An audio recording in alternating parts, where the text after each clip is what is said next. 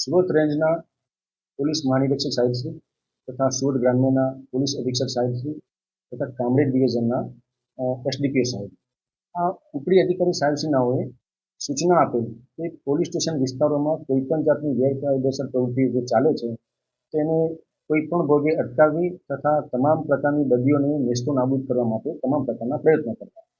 આ પ્રયત્નો હેઠળ ઓલપાડ પોલીસની ટીમ પેટ્રોલિંગમાં હતી. એ દરમિયાન અમને બાતમી મળેલ કે એક અલ્તાફ નામનો માણસ ડુપ્લિકેટ નોટો લઈને વિસ્તારમાં તથા માર્કેટમાં નોટો વટાવવા માટે ફરી રહ્યો છે. જે બાતમી આધારે મહિલા પીએસઆઈ શ્રી એસ.એન. ચૌધરી તથા મહિલા ટીમ જે સી ટીમ સાથે પણ તરીકે પણ કામ કરે છે, આ ટીમને બોલાવી સૂચના અને માર્ગદર્શન આપવામાં આવેલ, રેડનું આયોજન કરવામાં આવેલ અને આ તમામને રેડ માટે મોકલી આપવામાં આવેલ.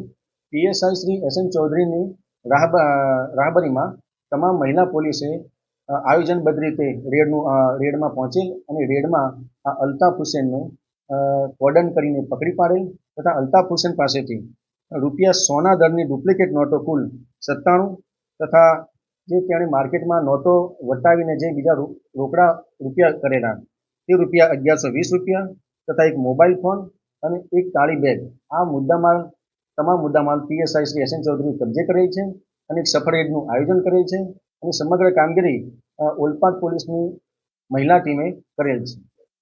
આરોપી અલ્તાફ અહેમદ દિવાન જે મૂળ જામનગરનો રહેવાસી છે અને છેલ્લા 6 મહિનાથી ઓલપાડ ખાતે રહેવા આવેલ છે.